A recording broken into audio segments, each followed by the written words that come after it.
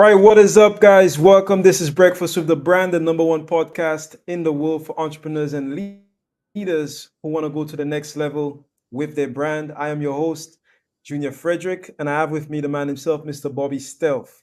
Listen, today we're gonna be getting into the mindset that it takes to be successful. In fact, just one aspect of the mindset. Okay, so what you need to do now, if you don't already have it, grab a pen, grab a notepad. Remember, what is written will be retained, and you don't want to miss this. So, without further ado, Bobby, what's up? What's up, Junior? What's going on, man? Today is a interesting day. I've got an interesting energy this morning. I was writing something that says the land of leads with money. So there's this story in the Bible that talks about these people that were leaving Pharaoh's land, Egypt, and they were going to this land of milk and honey. And on this journey to the land of milk and honey, they had to overcome some obstacles like parting the Red Seas, like waterways, and they're in the desert. They got all these things on their way to the land of milk and honey. And I just thought about this as I was writing this morning and thinking about what we were going to be sharing with the audience today. It's like you guys are on your own exodus. You're leaving your 9 to 5. You're leaving your day jobs, and you're on your voyage. You're on your journey to the land of leads and money, and not milk and honey. So I thought that was a bit interesting. So that's how I'm feeling. I got that interesting energy about me. Um, the land of leads and money. Yeah. How many of you would like a first class ticket to the land of leads and money? Just put it in the chat. How many of you would like to go there? Imagine you walk into this phenomenal, beautiful place, and everywhere you walk in, as soon as you walk in, Dr. Michelle, somebody brings out like almost like when they're bringing out a drink, they bring out this nice platter. It says, "Good morning, Dr. Michelle. Here's your lead. Here's your lead. Oh, did you want a client? Do you want a client? Oh, just go right over there to the left, and there's a client right there. They've already signed the agreement. It's already been decided. We just need to get your bank account details so we can send you the money. Wouldn't that be amazing? Bobby, I think people will pay anything to get into that one. Anything. Yeah, man. But yeah, so guys, shout out to everybody that's on the stream right now. I see Joel just chiming in from Tennessee, Dr. Michelle, Bradley, Tia, everybody else. Bobby, let's get into the topic.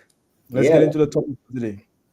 So the topic that we were talking about, guys, on the back end, we're always strategizing and figuring out how we can bring you the most relevant information possible. And today we were talking about neutral thinking. Now, this concept was written in a book called, I believe, Getting to Neutral. That was what they named the book. There's Getting to Neutral, and then there's another book called It Takes What It Takes.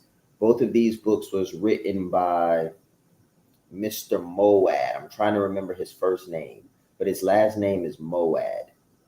And pretty much the idea is this: if you have a car that's got regular gears, you can go forward, which is drive. You can go in reverse, which is reverse, and then you could go neutral, which is if you hit the gas, you're not going anywhere. If you hit the brake, you're just gonna stop. So the idea here, just to preface it, so that you guys know where we're coming from as we have this discussion, is emotional intelligence and control.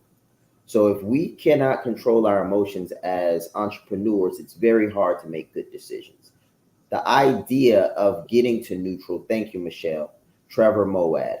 The idea of getting to neutral is the idea of saying, I'm getting beat down in business, I'm getting beat down in life, I am in reverse. I am not going the way I want to go, and then stopping, taking a beat, and getting to neutral.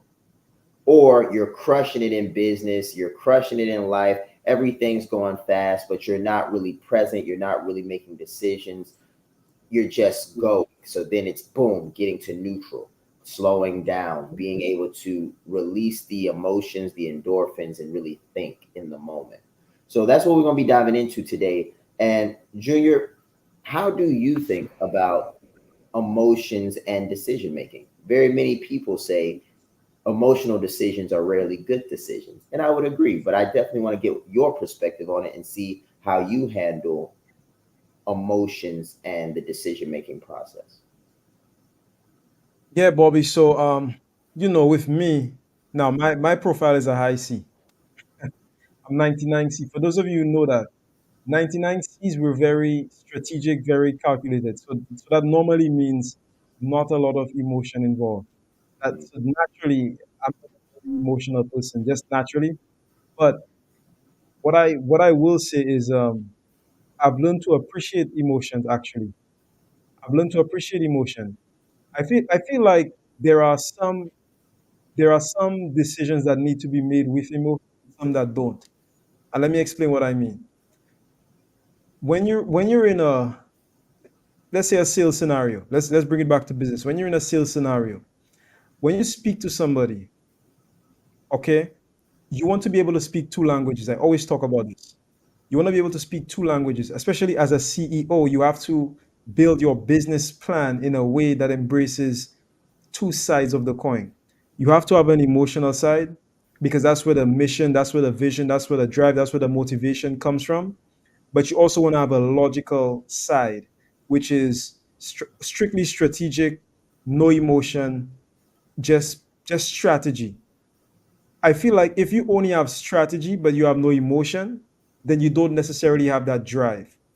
Okay? But if you have only emotion and no strategy, then it's like a mess.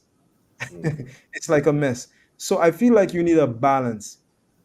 Now, for me, the way that I sort of approach that, okay, so I analyze, in fact, I look at the decision that I have to make, and then I say to myself, what tool do I need to use? If I'm talking to, let's say, a prospect, if I'm in a certain place in a sales scenario, there are areas where you will have to speak with your heart and not with your mind. That's right. So you cannot be just like a robot. Otherwise, you're just like an AI. So there are sometimes you have to speak with people, and then you have to speak coming from your heart. Okay, you have to speak from your heart. You have to speak with passion, speak with emotion, speak with the fire, all of that. But then you have other parts of the same sale after they've got over the emotional hump and you've motivated them. You have to bring it back to the numbers and the facts and the figures. So if I'm talking to, let's say, if I'm talking to Tia, okay, and Tia has a problem when it comes to making a decision, I'm speaking to Tia from my heart. I'm saying to Tia, listen, I know this is what you want. Like, the only reason we're on this call is because this is not about money. This is not even about business. It's not even about business. This is about you doing something for your family. This is about breaking generational curses. This is about paving a new path for your family that's going to create a new system that will live on after you.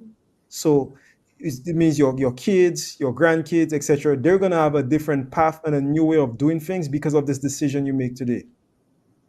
And then I'm going back to the numbers and I'm saying, okay, so let's look at the numbers. Where are you at financially right now? What can you afford to do? What makes sense for you? How do the numbers line up? Okay, so I know you want to do this, but right now you may not be able to do this. You may only be able to do that.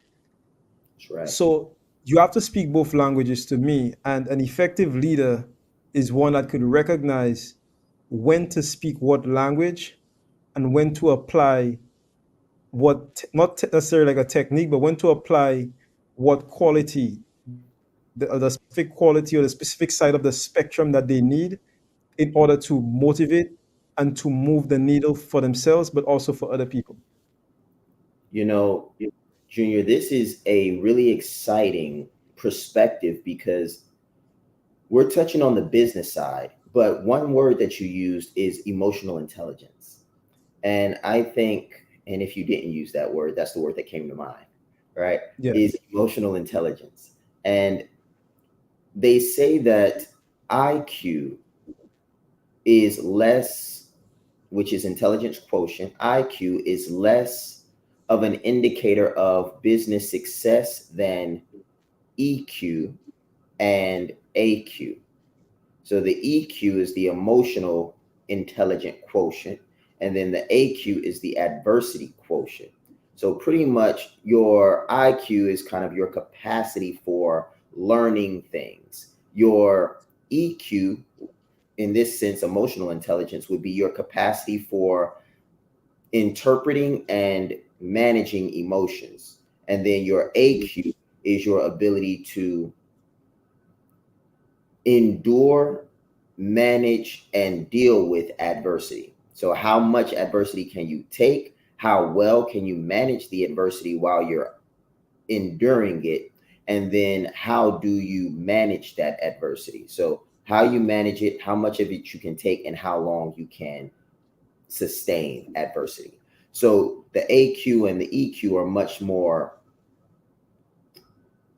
more prevalent in the indications of success. So the reason I point that out is because many of us are waiting to take that next big step, to take that leap into business, to make that investment because we think we're not smart enough. Could you believe that? Like we're not confident in our own abilities. We are assuming that we need to be smarter, we need to know more, we need to have every business plan written down, cookie cutter, and all that good stuff. But the reality is, when you get to neutral and you actually start practicing neutral thinking says, if I'm waiting in order to have all these things in a row, what am I waiting for? So then you look at procrastination and then you say, okay, if I'm procrastinating, neutral thinking says, why? And then the emotion, fear, can then be identified. So we might say fear leads to procrastination, procrastination leads to an action. But if we're not neutral, then we're not thinking like that. We're most times in reverse. Someone's trying to make us an offer and we're like, hey, no, I'm not ready to buy anything. Or we're moving so fast through all the different things. We got this going, we got that going, we got this going, that we're busy, but we're not productive because we're still not neutral. We're still not in that state where we're observing why we're doing what we're doing and the effects that our emotions are having on us. So as we go to the break, I want you guys to just think about, are you neutral? Like, are you really thinking? Because as Shaan would always say, thinking is the most important and valuable thing a CEO can do. There's slow growth and then there's scale. There's incremental growth and then there's exponential growth. What I want to talk to you about is adding a zero to you and experiencing exponential scale. Incremental growth says 1 plus 1 is 2. Exponential growth says 1 plus 0 is 10. Incremental growth says 2 plus 2 is 4. Exponential growth says 5 plus 0 is 50. Guys, listen, when you add a 0 to you, you can add a 0 to the marketplace. You can add a 0 to the value that you bring. So you can add a 0 to your family, add a 0 to your legacy. This is what we're talking about. We're not talking about incremental, we're talking about exponential. I always say that business is a spiritual game. Just imagine when you combine your skills, your values, your abilities, your talents to something bigger than you, something greater than you, something like the power of exponential. That is adding a 0. Add a 0 to your competence, add a 0 to your confidence. This is about adding a 0 in your life, your value, your industry, and your mission. Let's grow.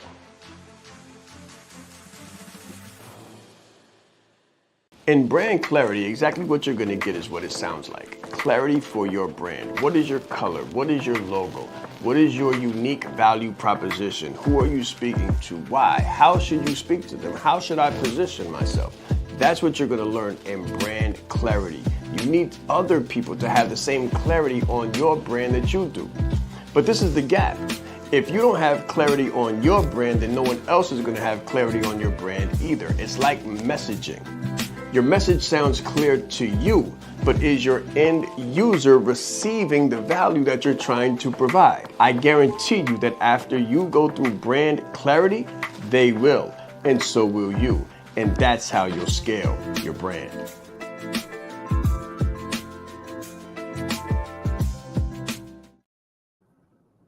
All right, guys, welcome back. We're talking about The art of neutral thinking. If you've taken away something powerful so far, just go ahead and put a number one in the chat. And in fact, just let us know what that is. So Bobby, Mm-hmm. when we went to the break, you brought up something very interesting, and I actually meant to ask you the scenario you brought up. So let's say somebody has to make a decision. Are you saying that neutral thinking means that this person? So let's say I don't have all the data. Like if I'm using strictly IQ, okay. If I don't have all the data, how do I deploy IQ for data that I don't have, meaning that I don't know what's in the program. I don't know that how some people get stuck on making a decision because they don't know all of the details. That's right. That's right. So So so how does neutral thinking, your concept of neutral thinking, how does it play into that, into something like that? that's an excellent question. And that's why I brought up IQ, EQ, and AQ, because EQ and AQ are far more necessary in the early stages of building your business than IQ is. So let's talk about it very briefly. So if you don't have all the information, but you still need to make a decision, the biggest reason most people don't make a decision is because they do not know how to handle their emotions after they make decisions. So you'll see a lot of people that'll make emotional decisions, and then they'll, in their inability to handle their emotions, they go back and they renege, or they try to give it back. They're like, hey, I bought this thing, but I don't think they spent the money, swiped the card, did the whole thing, but then they're overwhelmed by emotion, fear, mistake. Did I make a mistake? Regret. They have all of the buyer's remorse is what they call it. And the inability to manage that emotion causes them to go back and like, hey, give me my money back, and they take this thing, and then they go scuttle about. So that's a lack of emotional intelligence or the ability to manage emotion. So one of the components from my version of neutral thinking is being able to get to a state where you are neutral and can sustain that neutrality long enough for you to take action. Because most times that emotion is so overwhelming for them, and their inability to manage that emotion is so low, like the ability for them to manage it is so low that before they even try the course, before they even give it a week, like buyer's remorse means that they bought something and they couldn't sleep that night. And they go back the very next day, less than 24 hours, asking for their money back, trying to give back the thing they bought without even opening it up. That's all emotion. And they just are all over the place, right? So then you've got the adversity quotient piece. And the adversity says, I'm able to withstand what's required in order for me to learn what is required. So, to answer your question in short and turn it back over to you, Junior, the way I believe entrepreneurs should approach the unknown. And by the way, guys, my background is entrepreneurship. That's what I went to school for, with a concentration in finance and economics. So this isn't theory. This isn't just hyperbole. Like, one, we're business owners, and two, this is what I actually went to school for. So what we are actually doing is we're saying, one, my emotions do not control my outcomes. So that's the first thing we have to be able to say. Is like, just because I feel afraid doesn't mean that I can't do what I need to do. That's very important. The feeling does not determine the outcome. People that have a low EQ feel like whatever they feel is a determining factor of the outcome, and that's not true. And that's why you have to be neutral enough to say, okay, that happened, but that's not the future. That's not what's going to happen again. And then the AQ needs to be combined with the EQ to say, okay, even if I'm afraid now, I may be afraid tomorrow, and I actually may be confused and frustrated for 24 months. The AQ allows you to say, I can handle that. I can be frustrated for a year. I can be frustrated for 2 years. I can be uncomfortable for 60 days. Like people that don't have high AQs, they don't have an adversity threshold that allows them to sustain adversity, tap out. So I know that was a long explanation, but I wanted to give everybody some good perspective on how to make decisions in the unknown. You're pretty much saying that my emotions don't dictate the outcome, and my ability to withstand adversity is sufficient for what is required in order for me to learn what I need to know to have enough information to then leverage my IQ. But IQ is best leveraged with information. Yes, sir. So this was really good, Bobby. So I wrote down something. I wrote down separation from self. That's what I wrote down. So when you sort of ask me what I do, I think my approach is and I think I do what you do, what you say, but my approach or the way that I think about it is sort of like a separation from the situation. Like I can distance myself from the situation in order to get to that quote unquote neutral place where I can make a decision based on what I have in front of me and what I cannot see. Now, let me explain what I mean by that.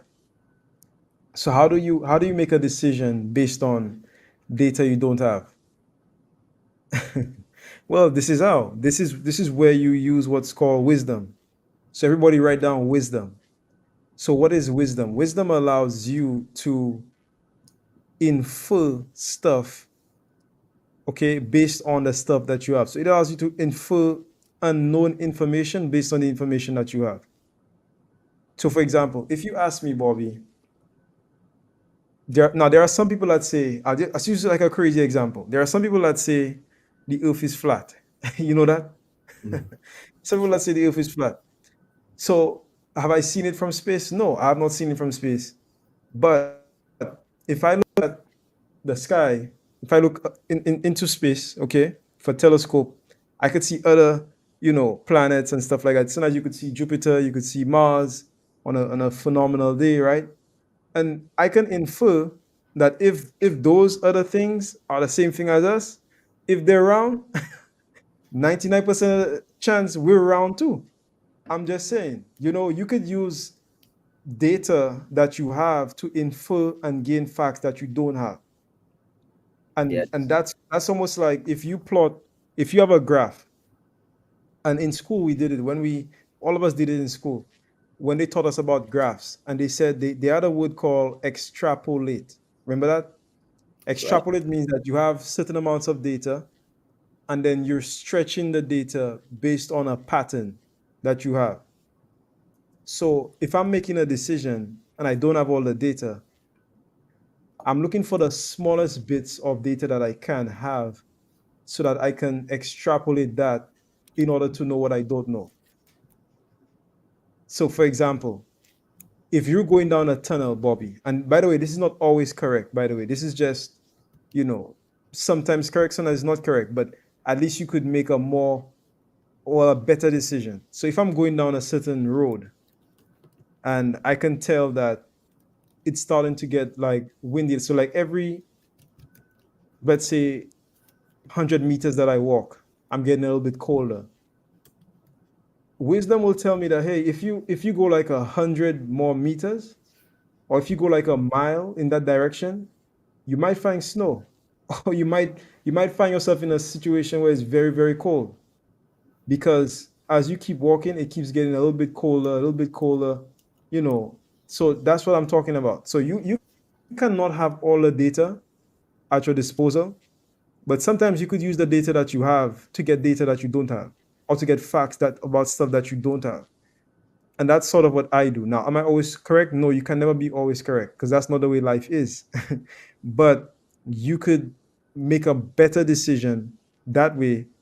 And I feel like the adversity quotient that you mentioned is key, because it allows you to deal with risk Hmm. and to be okay with risk. So it's like, okay, I could afford to invest 10K, all right? But let's say I don't make the 10K back for 60 days. Then what? Or if I don't make the 10K back, what's the worst case scenario? Or if I don't do this, what's gonna happen? And then if you could live with that, with the end result of whatever could happen, then you could make the decision. So I think it's very interesting, and I think it's very wise to utilize not just the IQ and the EQ, but also the AQ, like you're saying. But my thing is like, how do you even get to that point?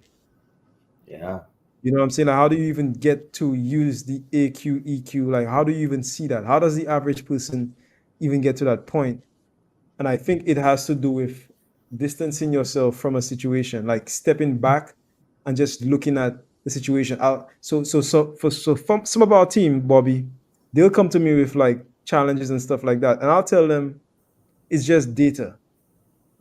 Like I had somebody tell me the other day, Junior, I did this and I did that and da da da da da. I said, relax. I said, it's just data.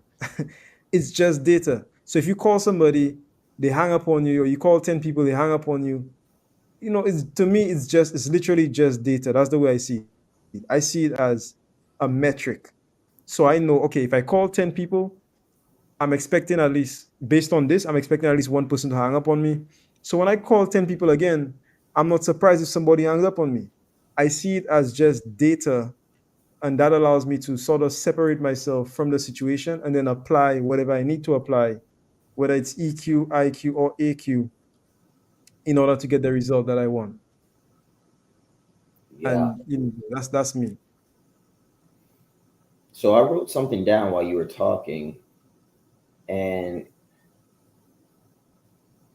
I'm going to share it with the people. I'm finishing writing it actually. Like as you were talking, it just started flowing out of me. And Shaan talks about confidence all the time. And after listening to our conversation, confidence is nothing more than a combination of IQ, EQ, and AQ.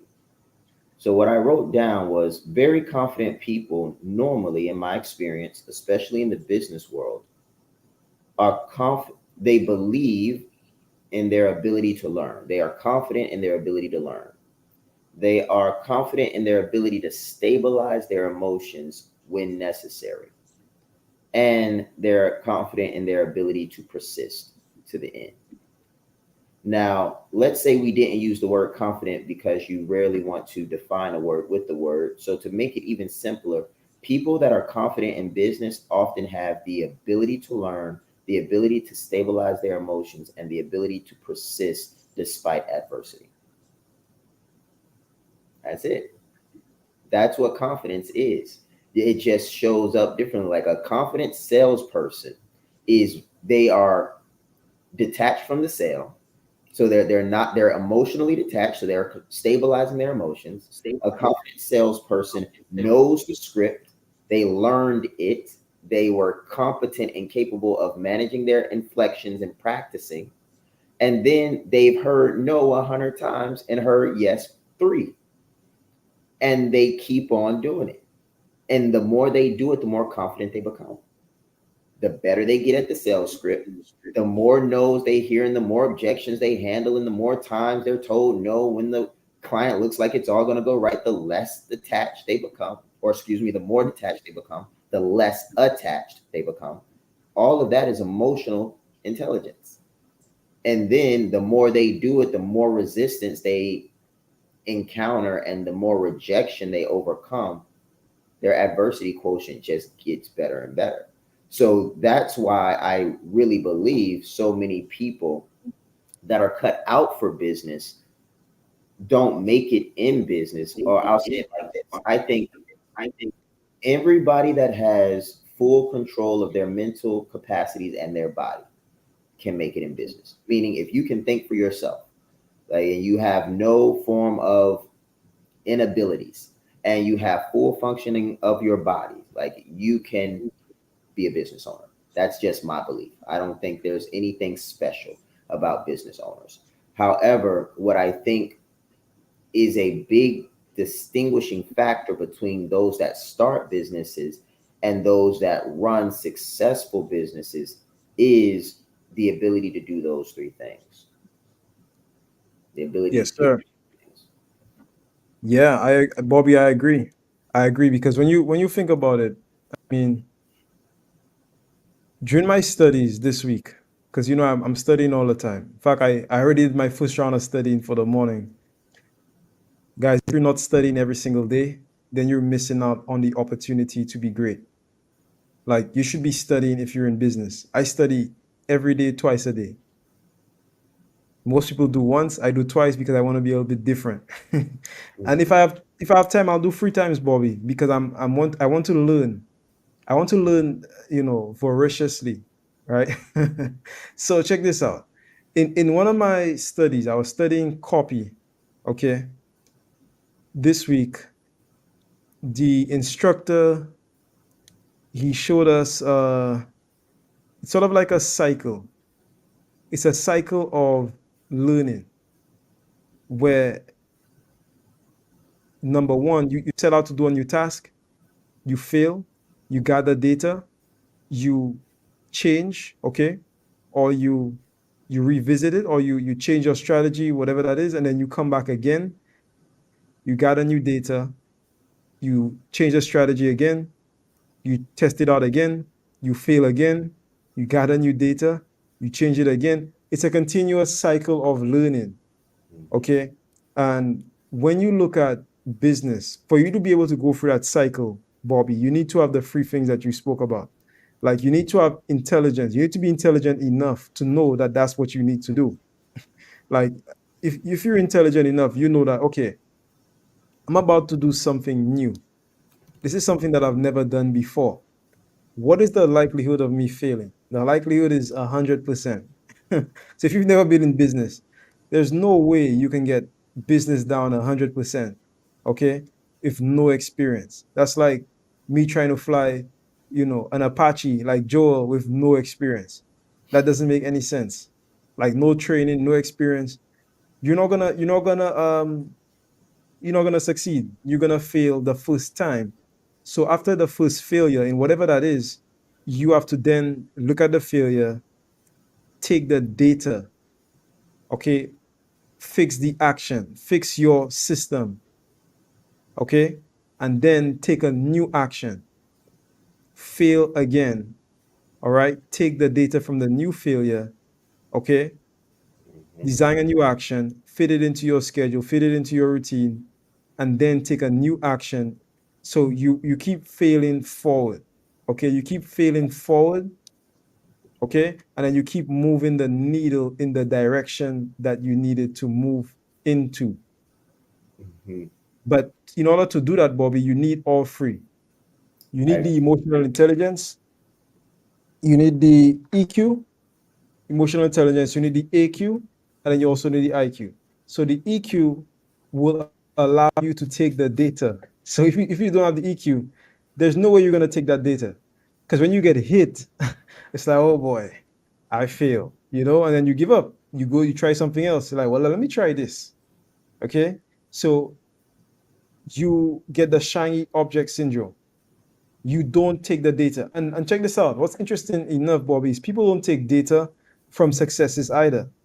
Like so many people have become successful. Like if you succeeded in getting a client, getting a prospect, converting a lead, whatever that is, assess, like EQ also means assessing what made you successful, okay, and then systematizing that so you could have repeated success.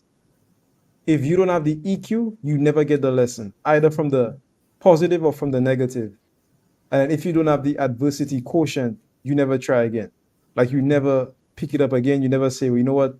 Somebody hung up on me. Let me change this and let me go again. Because you don't have the adversity quotient. You don't have the ability, the mental fortitude to deal with the adversity so that you can try again. You could get on the bike again.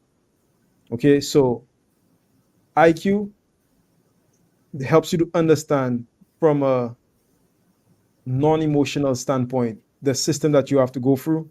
The EQ allows you to get the data from the system that you're going through, and the AQ allows you to try again. And if you don't have those three, then you normally you don't get up.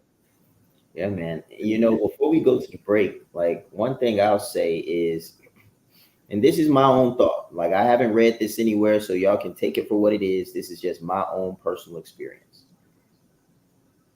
When it comes to intelligence, that's nothing but a habit.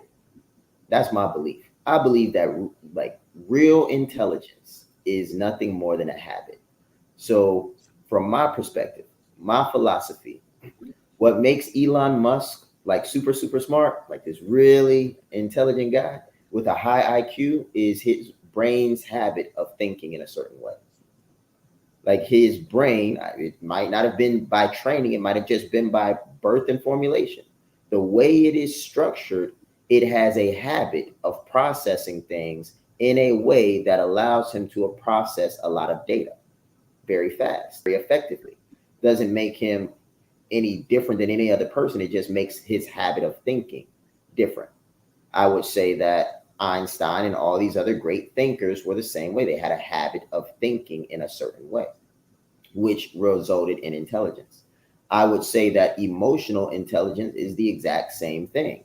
You have a habit of handling things a certain way. So you know people that have a habit of blowing up and getting frustrated, and then you have people that have a habit of stepping away. And it seems like they're, if you're on the outside looking in, you would just say that that person has a very high degree of emotional intelligence. Look at how well they handled that situation. But to me, in reality, I would be saying to myself, that individual has cultivated through habit or by nature, has a habitual disposition or nature to do ABC.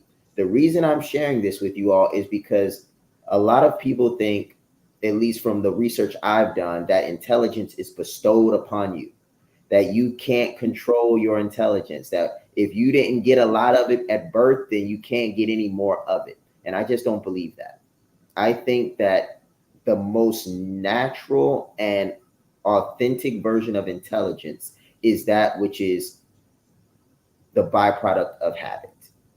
So even muscles, the more you work out, the smarter your muscles get. So in my mind, the heavier you lift is because the smarter your muscle is. Now, obviously, we know that's not how hypertrophy works. But if you really think about it, if you expose your muscles to stress and they break down over time and you make a habit of this, those muscles are going to get stronger, like anything else in your life. So if you are feeling like you're not smart enough, or you're feeling like you just don't have the born with emotional quotient thing, like, in my opinion, mumbo jumbo. All you have to do is start making a habit of handling emotions more effectively, and make a habit of finishing difficult things. And if you do that, and then if you want to improve your IQ, make a habit of thinking through difficult problems. And I'm not saying you're going to be able to become an Elon Musk. That's not what I'm saying. But I am saying that I believe that there is room for improvement, and the ability to improve is directly correlated to an individual's habitual action in that area. So that's just my take on that. Yeah. So guys, we're gonna go to a quick break. When we come back, I actually have something on that, Bobby, that I'd like to share with regards to what you just said. But let's go to a quick break, and then when we come back, we'll talk about it. Stay tuned. So when you're young, mommy tells you to play nice. Play nice, Timmy. Let all of the other kids play too. But in business, it's not about playing nice. In business, it's about winning. It's about adding multiple zeros to your revenue. Now, of course, your staff wins. And when you win, other people win.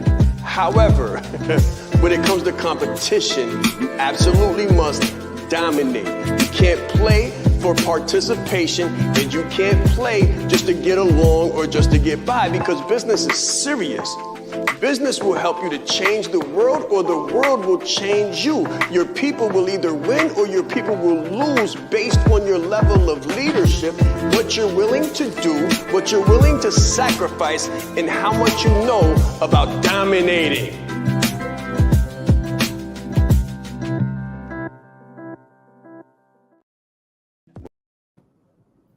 When I think of brand you, I think of being your best self, your most authentic. The reason why we were able to crush business, absolutely dominate in business without having the marketing list, without having the email huge list, without having the Facebook ads and the advertising budget, without knowing the algorithm. The reason we were able to do this is because I branded myself. I told my authentic story and I was comfortable in my skin. Why? Because it was that time in the world where everything was shifting. It was 2020, March. So you remember what happened during that time. It was like the world was coming to an end. So you didn't have anything to hold back. So I chose to give everything that I had and be everything that I am. And because I was that, because I branded me, because I was authentic, everything shifted. And people wanted more. And they wanted to know more about me and how they could become more comfortable in their skin. Listen, guys, when you brand you and not what you do, you're going to add a zero to the world, but you'll also add a zero to your revenue. Let's grow.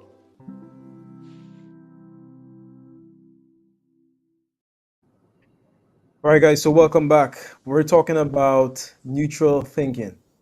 Now, Bobby, before we went to the break, you said something about Musk. Now, I study these billionaires a lot, not just Musk, but I look at people like Peter Thiel. I also look at Ray Dalio, um, and a lot of other people. And something that I noticed in the way that they think and what makes them so, I guess, intelligent, so to speak, is that they understand laws. And when I say laws, I don't mean legal law. That's not what I'm talking about. I'm talking about laws of business and laws of thinking, which is wisdom. Same thing I was telling. So I'll give you an example. I read a case study, I think it was 2 days ago. Do you remember when Elon took over Twitter Yes, and he got rid of, I think, 85% of the staff? that's Some right. crazy number like that. 80%. 80%. Then the person who was doing the case study, they said that the reason why he was able to make that decision. Now, if you think about like this in the context of what we're talking about, how do you know that if you get rid of 80% of the staff, that the thing is still going to work? How do you know that?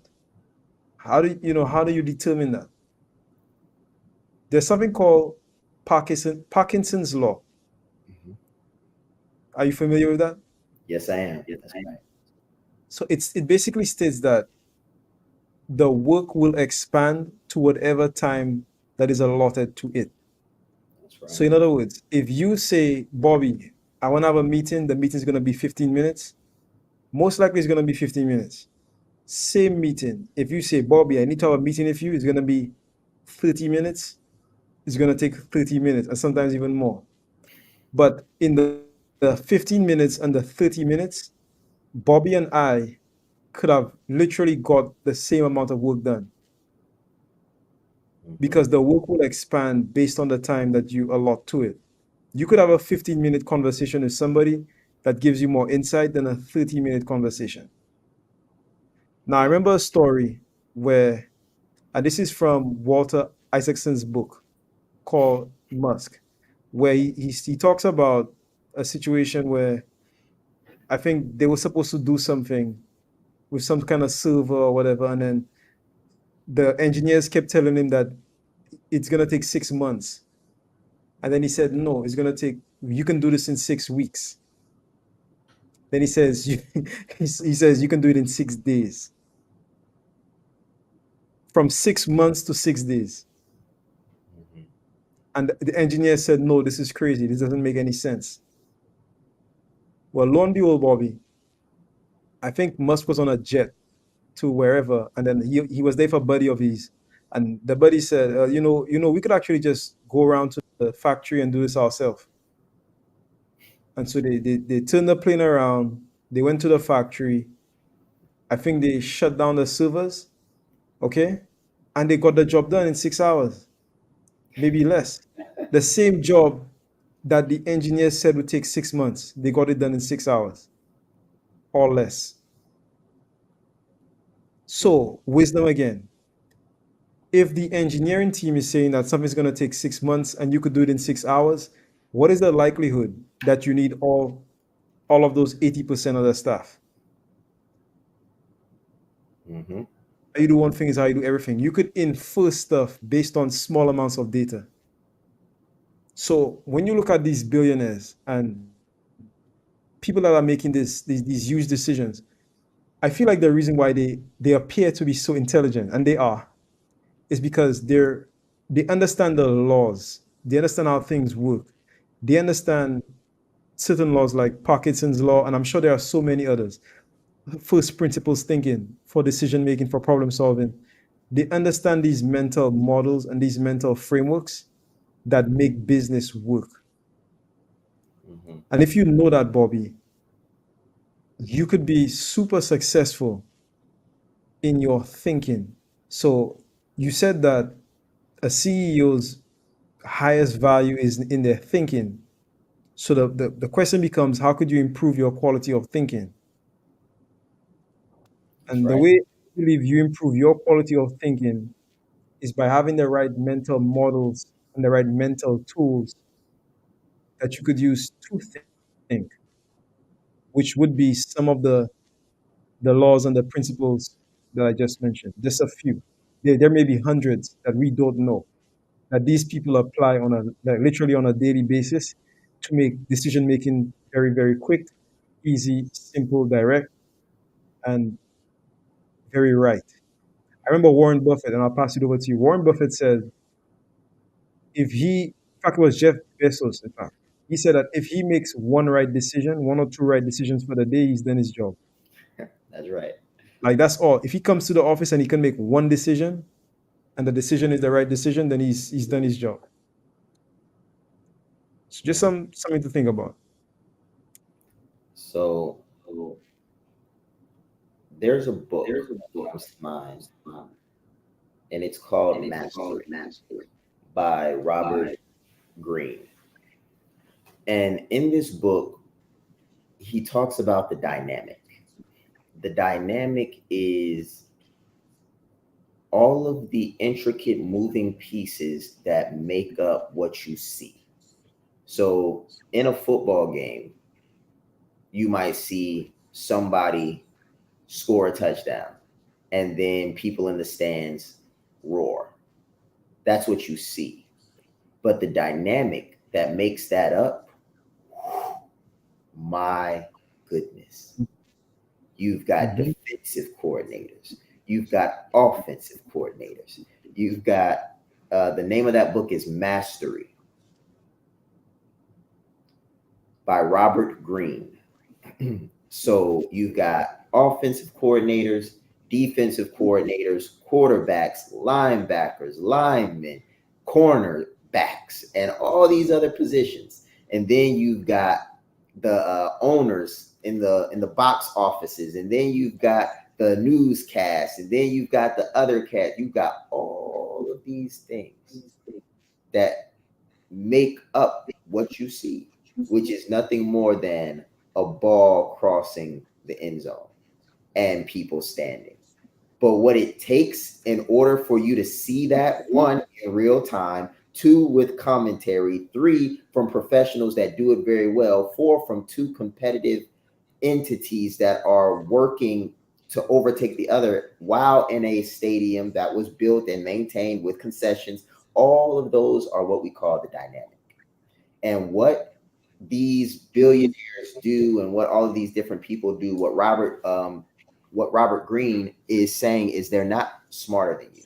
They're not all of these different things. They're exactly what Junior said. But Robert explains it a little bit differently. So Junior's pretty much saying they are masters of the laws that govern the so Robert Thiel would say it this way. They are masters of the laws that govern the dynamic. That's what Robert Thiel would say. Pretty much Junior is saying they know the laws and they know a lot of them and they're using them every day. So if you read that book, what Robert Greene says is he goes deep into that.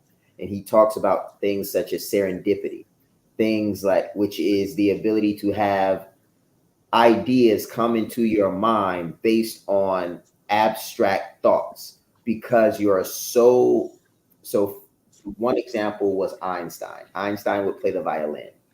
Einstein actually came up with the theory of relativity while he was driving in a car thinking about an elevator. Like he saw an elevator and he was driving in a car and he was like, the individual, like me in this car, is stationary and I'm going forward. And then if I was thinking about a guy on an elevator and they're going down, then they're stationary. How are they stationary while moving? And that is serendipity. It's he is so engulfed with the laws of physics that he could think about an everyday task and connect the two. And by making those connections in real time, he's able to infer, much like Junior said, the possibilities.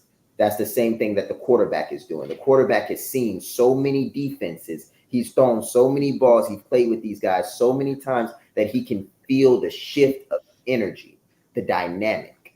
And that is what we call basketball IQ, or what we call football IQ. You hear that same term inside of sports arenas. And what everybody is referring to when they say things like that is the individual's understanding of the interacting laws that govern the dynamic and their ability to persuade.